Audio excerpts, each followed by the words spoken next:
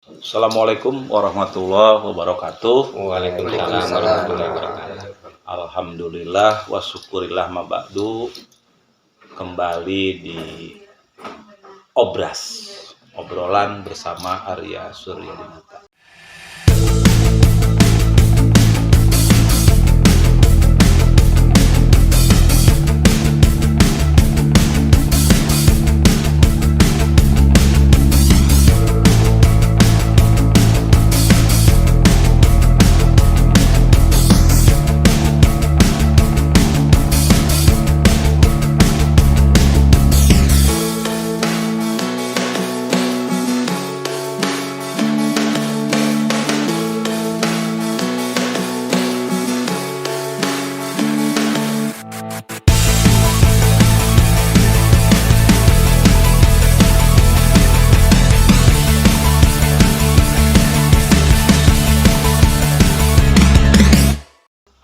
Alhamdulillah malam hari ini saya silaturahmi ini ke keluarga besar yang ada di Kampung Cisuren, Desa Cibunian.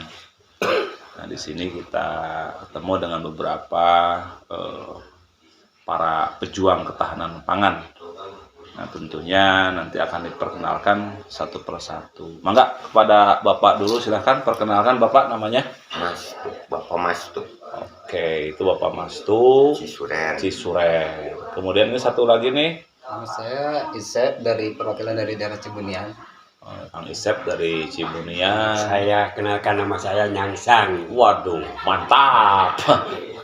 Nah, Petani, saya dari Cisuren, petani pisang. petani pisang. Oke, siap. Maka Nama saya Irta, petani Cisuren, Desa Cibunian, petaninya Kucai. Kucai. Nah, itu mungkin ya kawan-kawan, sahabat-sahabat semua nih, saya lagi berada di Desa Cibunian nih, Kampung Cisuren. Nah, tadi udah disampaikan bahwa di sini lengkap nih para pejuang ketahanan pangan. Nah, mungkin diawali dulu nih yang ingin saya tanya itu masalah kucai nih, Wak ya. Boleh. Jadi kucai ini gimana sih Wak di sini? Para petani kucai itu situasinya sekarang gimana nih? Situasinya sekarang kurang Kurang, ya? kayak dulu. Kalau dulu hampir semua petani, sekarang udah pada bingung karena kena hama. Kurang bagus lah. Ya.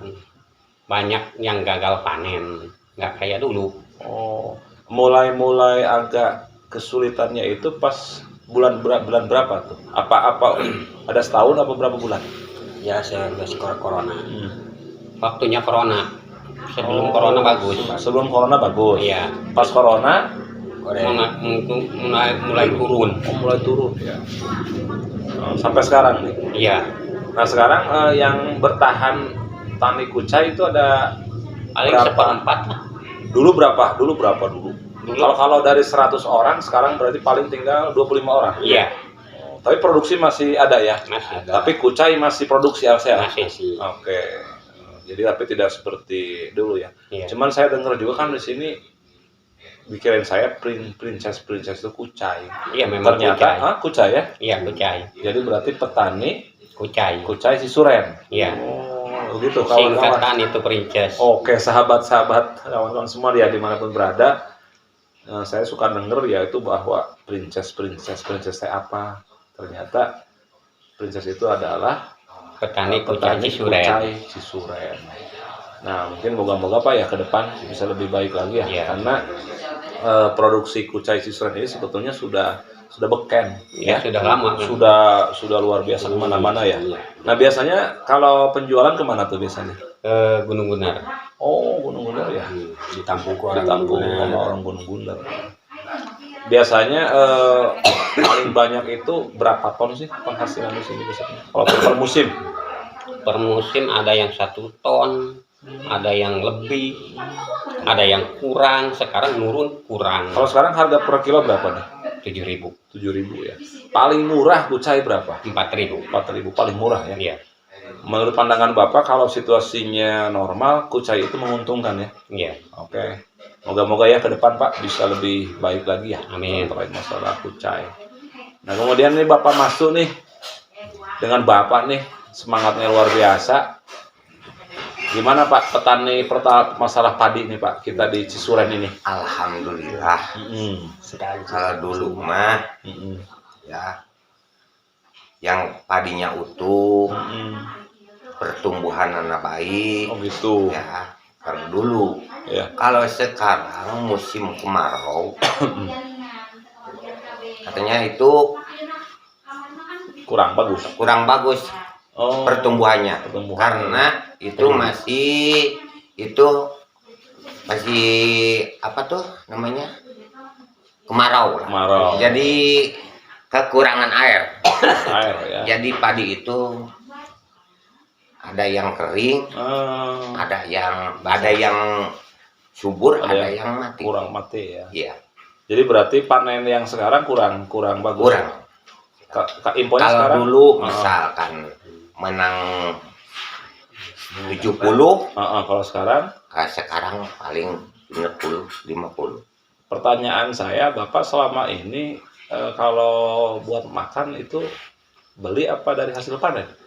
Hasil panen. Waduh. Kalau ada hasil panen, kalau Oh. ada keunggulan. Oh gitu. Yang kalau ada kekurangannya, ya daripada nggak makan ya beli. Oh gitu. Gitu. Tapi selama perjalanan sekian puluh tahun di usia sekarang yang udah di atas 65 tahun, sering belinya apa nggak belinya? Sering belinya. Oke, jadi berarti Pak, alhamdulillah berarti jarang belinya ya beras. Sering. Oh sering belinya. Katanya umur udah 60 tahun. 60 tahun. Ya. Mm-mm.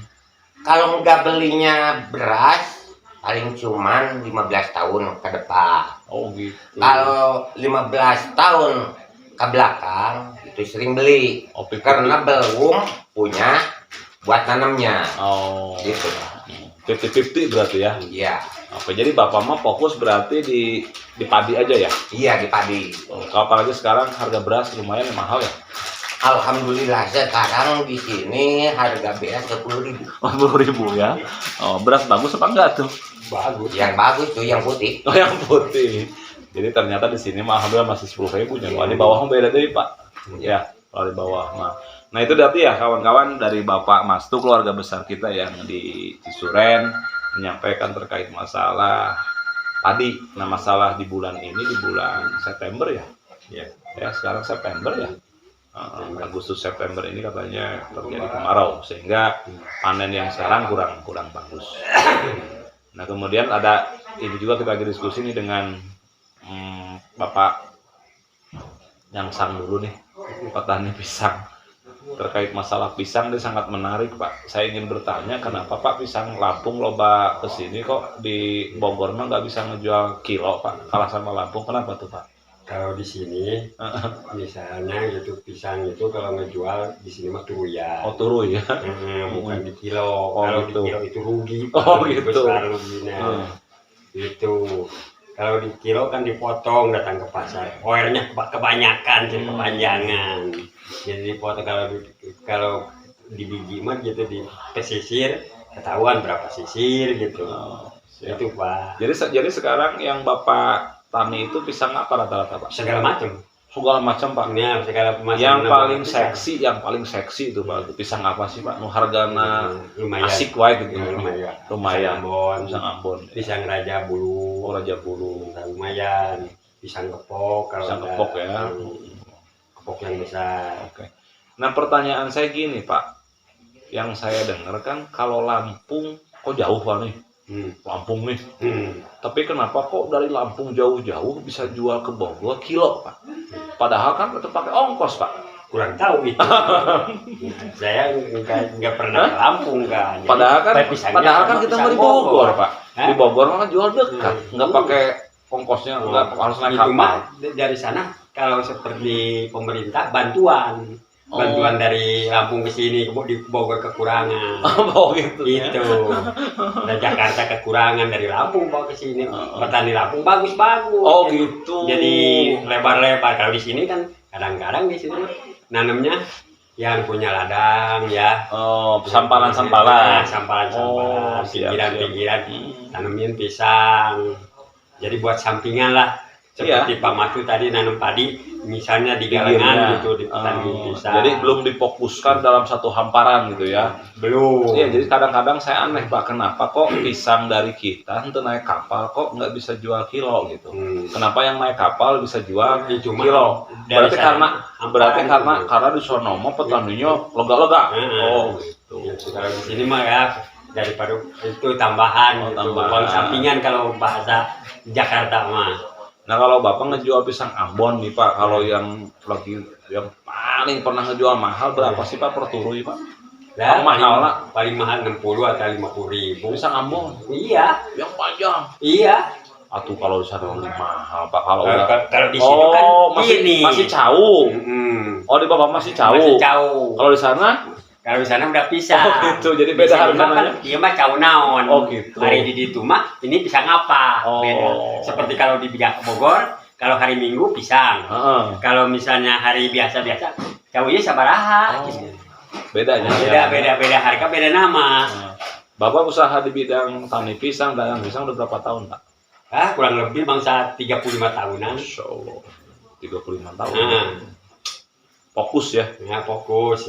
Suka dukanya apa di pisang? Ya suka dukanya mah kemarin aja kemarau. Itu apa? Corona. Oh, Itu corona, kemusibahannya mah itu corona. Jadi pokoknya corona mah berdampak kepada semua. Oke. Sahabat, kawan-kawan semua dimanapun berada, ternyata saya dengan Bang Nyangsang ini diskusi masalah pisang. Ini kan Bogor ya. Ya ternyata antara Bogor dan Lampung itu tadi dibahas bahwa ya Lampung masih bisa ngirim di sini dengan jual harga kilo, tapi ternyata untuk di Bogor masih belum bisa ya. Nah, ini ada satu lagi nih, salah satu tokoh muda juga, pejuang ketahanan pangan di usia yang masih muda. Beliau di dunia peternakan ya, jual beli domba ya, Kang Isep ya. Udah berapa tahun kali kan? Saya udah 2 tahun. 2 tahun ya. 2 tahun. Nah yang menarik saya itu tadi Kang Isep masuk posok-posok ya. Ya betul Pak. Kemudian juga yang paling ininya kalau bawa pakai motor ya. Ya pakai motor. Ceritanya gimana tuh suka dukanya dunia dagang domba? Ya suka dukanya dalam dunia domba ini ya kan, kadang perjalanan jauh ya kan, kadang kita dari gunung ke gunung gitu kan, kampung ke kampung iya, ya, kampung ke pelosok kampung ya, ya. pelosok ke pelosok kayak gitu. Tadinya ya untuk memenuhi gitu kan, untuk kebutuhan gitu kan, dengan keinginan, dengan segala harapan ya kan. Namun apa salah kan, pas datang ke pasar harganya jatuh gitu kan, tidak sesuai gitu kan. Keinginan saya sih ya tolonglah untuk di pasarnya perbaiki lagi gitu kan, untuk petani-petaninya kan kasihan juga kan, apabila kan kalau dalam penjualan dari pasarnya tidak baik, jatuhnya petani juga kan kurang baik. Keinginan saya sih jadi sama-sama menguntungkan Pak bagi saya kayak gitu. Oh jadi berarti sukanya dukanya ya. Nah di saat sukanya itu, kalau di saat harga itu stabil ya? Ya stabil Pak. Stabil. Stabil. Tapi berdasarkan pengalaman selama 2 tahun ini jual beli domba ini ya, banyakkan sukanya apa dukanya nih? Dukanya Pak. Oh ya. Dukanya Pak. Dukanya ya? Ya dukanya. Tapi karena semangat jalan aja terus. Terus Pak saya mah pantang mundur. Pantang mundur ya. Jadi dukanya itu kadang-kadang harga ya? Ya dari harga Pak. Tidak sesuai. Tidak sesuai ya. Tidak sesuai. Kita beli misalkan sekian, pas datang ke sana Ya. iya. Jadinya enggak sesuai. Padahal kan harga domba ada standar kali kan, Kang Isep? Iya, udah standar kan, cuman kan Yang membuat dia rubah tuh apa sih? ya dari rubah itu dari sananya, dari pembelinya, yang pembeli dari pihak pasarnya. Makanya dia menjatuhkan harga seenaknya dia aja gitu. Seakan-akan kan kalau kita bawa lagi kan posisi kan kita jauh. Gitu. Oh, oke. Kawan-kawan, sahabat-sahabat semua dimanapun berada, ternyata ya itulah salah satu mungkin lika-liku ya, lika-liku di pasar. Iya. Ya. Lika-liku di pasar, melihat situasi kondisi, misalkan Kang Isep berangkat dari Cibunian ke Iya. pasar misalkan ya. Kemudian setelah di pasar itu dari pagi misalkan sampai siang belum ada yang beli. Iya, Nah di ujung itu memanfaatkan situasi ya, betul. daripada misalkan ini dombanya dibawa pulang lagi, Iya, udah rugi ongkos, Iya. rugi waktu, iya, dombanya juga mungkin kelelahan juga ya. Iya. Sehingga daripada tidak jadi uang, akhirnya dengan harga yang Murah. murah. Iya. Oke, kawan-kawan sahabat semua dimanapun berada, nah itulah tentunya duka dari Kang Isep yang di usia muda. Tadi saya dengar sekali bawa di motor itu berapa ekor tadi? 5 Pak. 5 ekor ya, luar Iya. biasa. Kalau saya kayaknya nggak mampu kan Isepnya. Heeh. Nah ternyata beliau yang membuat duka beliau itu adalah situasi di pasar yang mungkin di saat lagi bagus langsung ya, Iya, ada emang kebutuhannya ya, tapi di saat memang kitanya lagi tidak bagus misalkan ya, nah itu situasi kondisi itulah lika-liku itu yang dimanfaatkan. Kadang-kadang daripada dibawa lagi kita rugi 2 kali ya, Iya. gitu. Oke. Nah itu memang menjadi sebuah hukum ekonomi kayaknya ya. Iya. Hingga berarti yang saya pelajari dulu adalah seorang entrepreneur atau wirausaha membeli barang dengan harga pasti kan menjual tidak pasti. Ya. Kang Isep kan membeli mah harus pasti ya. pasti. Memastikan misalkan 1 juta. Nah berarti dibawa ke pasar kadang jadi 1.200.000, Iya, kadang jadi 1.300.000, kadang jadi 1 juta, atau malah kadang jadi 900.000. betul. Oke, itulah seorang wirausaha ya, harus berani ngambil resiko. Nah mudah-mudahan ke depan ya tentunya Kang Isep bisa ya semangat lagi. Kemudian tentunya kan semakin hari juga kan biasanya langganan ya, Iya, akan semakin ada konsumen. Nah itulah mungkin kawan-kawan sahabat dimanapun berada di malam hari ini nih saya berkunjung nih ini daerah pelosok juga ya. Saya ketemu dengan keluarga di sini tadi terkait masalah padi, kemudian masalah kucai, kemudian juga pisang ya, Kang Isep dengan masalah dunia jual beli dombanya. Nah ini akan menjadi diskusi kita di Obras ya, obrolan bersama Arya Surinata. Nah tentunya saya juga dengan diskusi ini dengan Kang Isep bukan hanya di dunia digital ini saya diskusi, tapi ke depan tentunya akan mencari solusi-solusi gimana caranya agar lika-liku itu bisa kita ada solusinya ya gitu ya. Oke,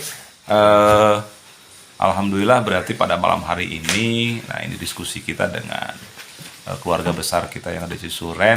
Nah tadi udah dibahas, berarti di Obras. Obrolan bersama Arya Suryadinata. Assalamualaikum warahmatullahi wabarakatuh. Waalaikumsalam warahmatullahi wabarakatuh.